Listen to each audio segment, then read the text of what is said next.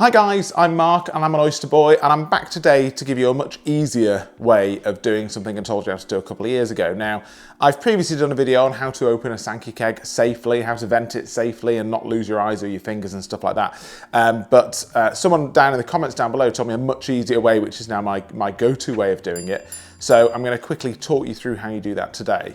So the bits of equipment that you're going to need are, probably the most important bit is this, which is a Sankey keg coupler. You can get these new for about 40 quid, or you can buy a used one for like £15 on eBay.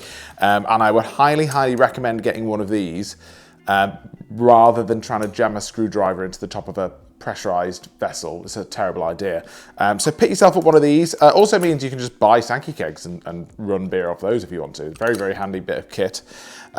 Next piece of equipment you're going to need is a British 5p piece.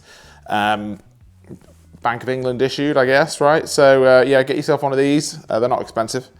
And then you will probably need, but you might not, a mallet of some kind. I've got a rubber mallet and just something to help loosen the spear. So I'm going to use the end of this, this screwdriver piece. So I'm going to take you outside, show you how to safely vent the keg first, and then once it's vented, how you then remove the spear safely and easily, okay? So let's go outside and do that now. Right, okay, so the first thing you want to do here is get your keg on its side.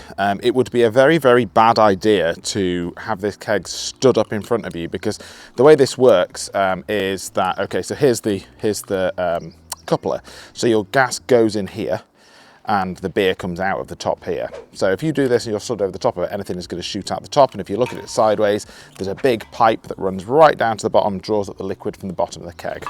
So we'll just put that back that way. It's not pointing directly at the camera because I don't want to soak the camera with anything that's left in it. And what you want to do to vent the pressure, get your coupler, put it, twist it till it's tight, and then you're going to get one hand and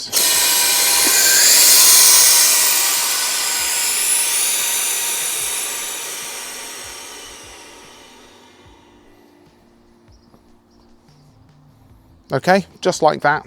The keg is empty. This smells of cider because I think this was Orchard Thieves that was in this one.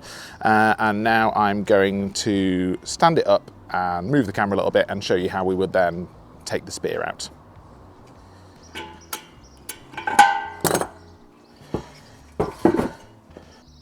So as you can see, there's a couple of little lugs on the top here, sort of as it goes round. And what I'm going to do, I'm just going to give them a little whack with the end of the screwdriver using this rubber mallet to sort of loosen the spear off.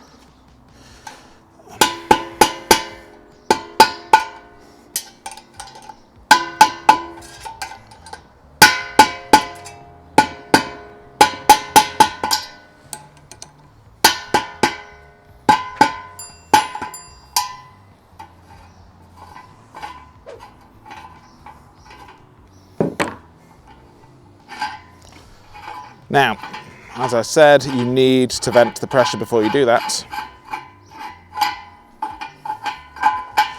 There you go. And what you can see now is that although this is fully unscrewed, as you try and pull it up, it won't go any further than that. That's because you need to press on this now. You can see this is got a tiny post in the middle which you depress to get the beer out, and a secondary ring around there which you need to depress to get the spear out. And this is where the 5p piece comes into play. So let me find it in my pocket. So you get the 5p and you put it on the inside of there. And now we should be able to make some magic happen.